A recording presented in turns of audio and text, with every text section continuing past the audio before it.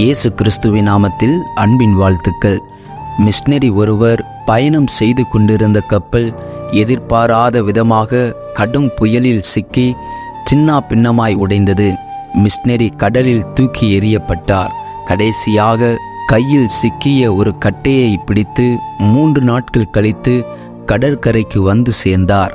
உணவும் தண்ணீரும் இல்லாமல் சாகும் தருவாயில் இருந்தவரை அந்த கடலோர கிராம மக்கள் தூக்கிச் சென்று காப்பாற்றினார்கள். அவருடைய உடல்நிலை சீரானது. அவர் அந்த கிராமத்திலேயே 20 ஆண்டுகள் வாழ்ந்தார். அவர்களின் கலாச்சாரத்தை பின்பற்றினார். அவர்களோடு சேர்ந்து உழைத்தார். அவர் அவர்களுக்கு எவ்விதமான போதகமும் பண்ணவில்லை. தன்னுடைய விசுவாசத்தையும் அறிக்கையிடவில்லை. அவர் வேதாகமத்தை கூட அவர்களுக்கு வாசித்து காண்பித்ததில்லை. ஆனால் யாருக்காவது சுகமில்லை என்றால் முழு இரவும் கண் விழித்து அவர்களை கவனித்து கொள்வார். பசியாய் இருக்கிறவர்களுக்கு ஆகாரம் கொடுப்பார்.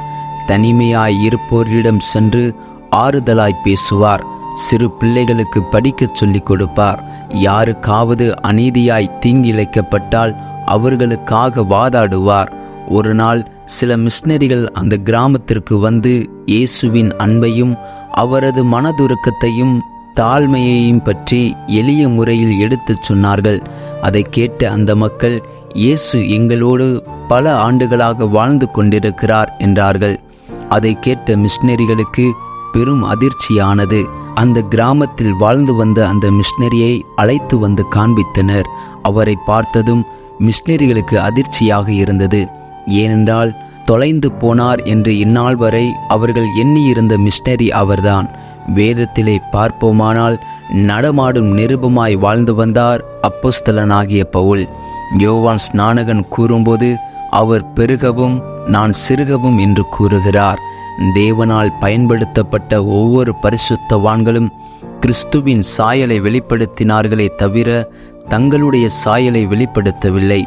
இவை எல்லாவற்றிற்கும் மேலாக இயேசு கிறிஸ்து ஊழியம் செய்த நாட்களில் தம்மை தாமே வெறுமையாக்கி பிதாவின் சாயலையும் அவரின் சித்தத்தையும் இந்த பூமியில் முழுமையாக வெளிப்படுத்தினார்.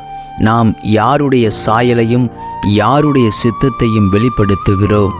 தங்களுடைய சாயலை வெளிப்படுத்தாத வரிசையில் வாழ்ந்து வாடாத ஜீவ கிரீடமாய் இருந்த பெற்றோர் அநேகர். அதிலும் வெளி உலகிற்கு அவர்கள் வாழ்வு தெரியாமலேயே மாண்டோரும் அநேகர்.